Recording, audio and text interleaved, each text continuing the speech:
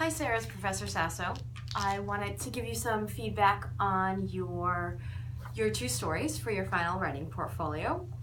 And as I said to other students, you need to just revise one of these stories so you can make a decision about what story you think your energy is going towards. So choose either story. I'm going to give you some comments on both of them, and then you can decide what you want to use for your final writing portfolio.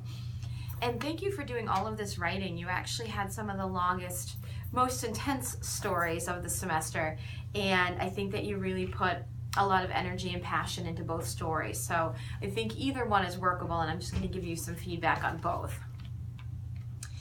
So I really love the beginning of the first story. You have these two women, and it's the very first page of your first story is really great. You have them waiting in the waiting room. You get a sense we're in a hospital in Brazil. She wants to buy a Kit Kat. You have heavy doors, ugly, bland, you keep saying blend, but bland looking building. And I think that you set the scene up really well. What I would say, and this is going to change your story a lot if you do it this way, what happens about halfway through page 2 is that we were talking in third person. Deborah and Mrs. Vinti are sitting there, so the patient's mother and her best friend. And I think that's a more interesting point of view for the story, because what it allows for is that you can then see your main character a lot better.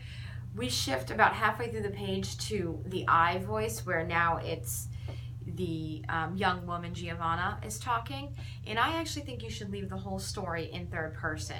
And the way you could do that is you don't have to lose the whole what you've written so far, but I would have the women enter the room and stay in third person, so they're looking at Giovanna, which I think is way more interesting than Giovanna looking at herself at this point. So they can see what she looks like, we can get a sense of who Giovanna is, and then have Giovanna literally tell them the story about how she ended up there. Because we get the story through Giovanna, but I think it's more interesting for Giovanna, for the women to be sitting there, and the perspective is from them and not from Giovanna. And Giovanna says, listen, this is how I ended up here, and she replays the story by telling the other women. I think that sets up the story in a more interesting way than us just hearing now in the I voice Giovanna talking. So my suggestion might be to kind of maybe take out, the psychologist can come in and the doctors, because they need to give her that information, but then have Giovanna on her hospital bed retelling the story, because the story gets a little bit confusing. We don't kind of know where we are in time. So we get to the fourth page, where Deborah and my mom walked back into my room, and I asked how I was feeling, but no words came out of my mouth. All I could do was cry. I cried and cried and started sobbing so loud that I couldn't even breathe. My pregnancy was a short-lived moment. I was drinking my wine to relax as I got home from Lucas's cousin's wedding. We don't know that we're shifting now to the past. So if Giovanna, the two women come in and they have this moment where Giovanna finds out she's pregnant, and she can have that reaction, right? They can watch her have that reaction, and they can say to Giovanna, what happened? And then Giovanna, again through third person, can say, and then Giovanna started talking and telling us her story, telling the two women her story. And then have Giovanna kind of be telling the story, and the women in the hospital room are sort of reacting to it. Because I think it would make more sense for the rest of this, the time of the rest of the thing to happen. And you can still have all of the scenes that you have, but just telling it from Giovanna telling it, and it's in third person. So then I think you can have Lucas come in then too, and again third person allows the women to be sitting there. Lucas comes in, we can get the women's perspective on Lucas walking in, and they can see Giovanna's reaction to him. I would get a description of Lucas in there somewhere. We don't know what he looks like, so maybe when he walks into the hospital room, that's a really good time for that. I'd like to see what he looks like. And then maybe the point of view now is from the two women who started the story, and they ask her to, they leave the room and maybe they just kind of hear the conversation that Lucas and Giovanna have from outside the door, and that leaves that perspective intact. And I would probably end it kind of just maybe on Lucas, that last moment where Lucas kisses her forehead, I think is a really nice place to end the story, rather than it was a dramatic night. We know all of that, but maybe the two women can just see Lucas leaning over and kissing Giovanna on the forehead, and they get a sense that maybe he at least cares for her.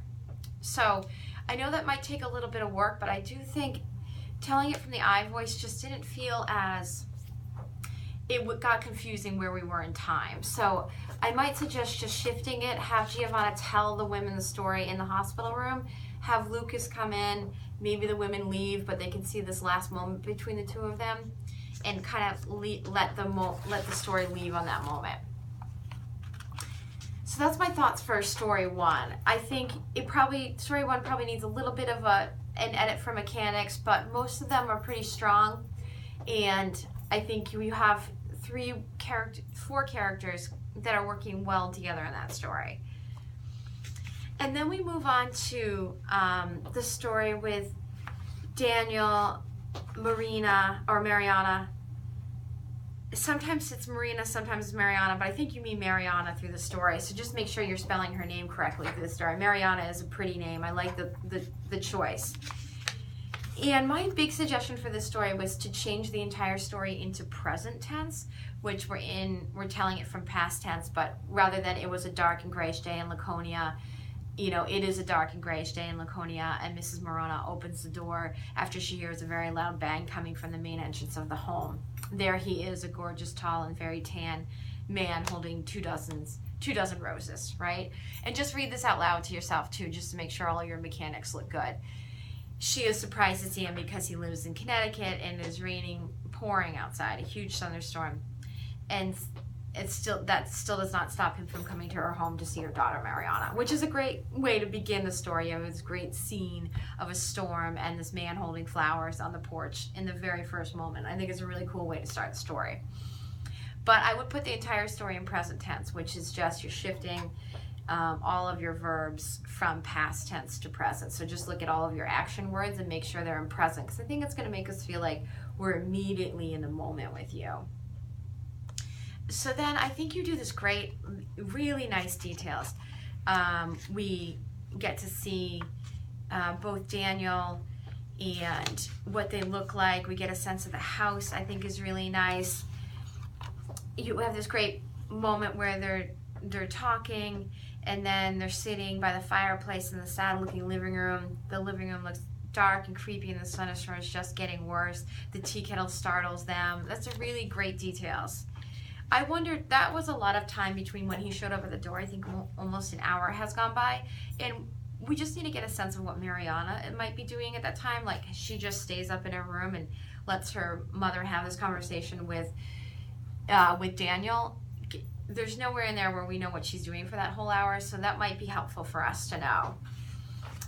I think the conversation between the mother and Daniel are really good. I didn't get a sense of what the mother looks like. In a time where you might be able to put that, she runs downstairs, Daniel leaves, and then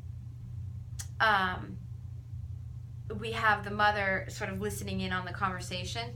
So that might be a good chance for us to get a physical description of the mother at some point, like she leans her, heavy body against the kitchen counter or something physical that we know what this mother looks like, I think is important.